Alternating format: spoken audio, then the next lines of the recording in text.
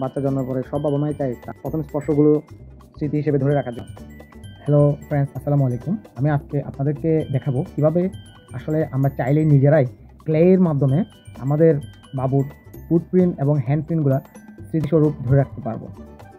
দীর্ঘদিন যাবত আমি আর রোজালি আরামও চিন্তা করতেছিলাম দারাজ থেকে ফুটপ্রিন্ট এবং হ্যান্ডপ্রিন্ট বাইন্ডিংয়ের যে ফ্রেমগুলো পাওয়া যায় সেগুলো অর্ডার করার জন্য। কিন্তু হঠাৎ করে আমি চিন্তা করলাম যে যেহেতু আমার প্রফেশনালি আমি তার জন্য কিছু একটা করতে চাই, আর আমি চাই যে আমার মেয়ের প্রত্যেকটা কিছুর মধ্যে আমার একটা স্পর্শ থাকুক। ঠিক যেমন কথা তেমন কাজ। আমি বাজার থেকে বাচ্চাদের ক্লেগুলো পাওয়া যায় তা নিয়ে আসি এবং রোজালিয়ার মধ্যে মিক্স করতে শুরু করে। আমরা একটা ব্রাইট পিঙ্ক কালার নিয়ে আসার চেষ্টা করি, যেহেতু আমরা রোজালিয়ার সব কিছু পিঙ্ক রাখার চেষ্টা করি।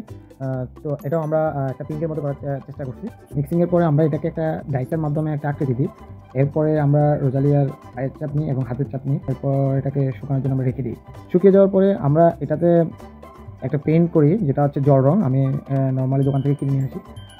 জল রং দিয়ে আমরা এটা গোল্ডেন কালারের পেইন্ট করি এবং এটা পেইন্টিংয়ের শেষে আমরা এটা বক্সিং করব। এই ফ্রেমটি তৈরি করার জন্য আমি একটি জুয়েলারি বক্স কালেকশন করি, যেটি হচ্ছে নর্মালি জুয়েলারি বিক্রি করে সব বক্স জুয়েলারি দোকানে পাওয়া যায়। আমি সেখান থেকে কালেকশন করি। এই বক্সটিকে আরও অ্যাট্রাকটিভ করার জন্য আমি এটা চারপাশে লাগানোর জন্য কিছু জামার লেস কিনে নিয়ে আসি। লেসগুলো দেখতে অনেক সুন্দর। আমরা এই লেসগুলো হচ্ছে আমাদের গ্লু গানের মাধ্যমে আমরা এটা লাগিয়ে দিই বক্সের চারপাশে। এতে করে বক্সে দেখতে অনেকটা অ্যাট্রাকটিভ হয়ে যায়। তারপর আমি আরও কিছু স্টোন নিয়ে আসি। স্টোনগুলো ওর ফুটপিন এবং হ্যান্ডপিনের চারপাশে সৌন্দর্য বৃদ্ধি করার জন্য লাগিয়ে দেওয়া হয়। এরপর আমরা রোজালিয়ার ফুটপিন এবং হ্যান্ডপিনটা বক্সের মধ্যে প্লেস করি এবং মেজারমেন্ট নিয়ে এটাকে প্লেসমেন্ট করি।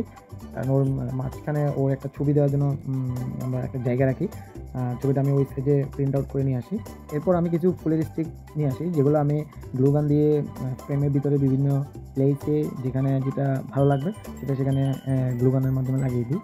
এর সাথে আমি আরও কিছু জিনিস অ্যাড করি, যেটা আমার বাসায় কিছু অ্যাকোরিয়ামের কিছু ট্রি প্ল্যান্ট ছিল, যেগুলো থেকে আমি ছোটো ছোটো স্টিকগুলো তুলে নিয়ে আমি গ্লু গান দিয়ে এটার যে স্পেসগুলো ছিল তার কোনো স্পেসগুলোতে যেদিকে সুন্দর লাগবে সেদিকে আমি লাগিয়ে দিই।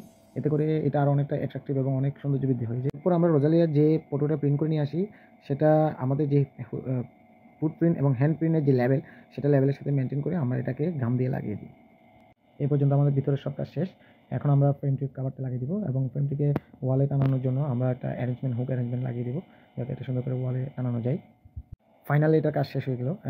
এটা আসলে দেখতে অনেকটা অ্যাট্রাকটিভ। আমি মনে করি এটা কিনা যে ফুট অ্যান্ড হ্যান্ড প্রিন্টের যে ফ্রেমগুলো পাওয়া যায়, অর্থাৎ মোল্ড মেকার বলে এগুলোকে, ওটা থেকে অনেক অনেক অনেক গুণ সুন্দর এবং অ্যাট্রাকটিভ হয়েছে। আর এই ছোট্ট ছোটো ছোটো হাত এবং পায়ের যে ছাপ এবং আদার্স সব কিছুর যে কম্বিনেশন, সব মিলে আমার কাছে জিনিসটা অনেক দারুণ এবং অ্যাট্রাকটিভ মনে হয়েছে। আমার মনে হয়েছে যে আপনারা চাইলে নিজেরা এটাকে বানিয়ে নিতে পারেন।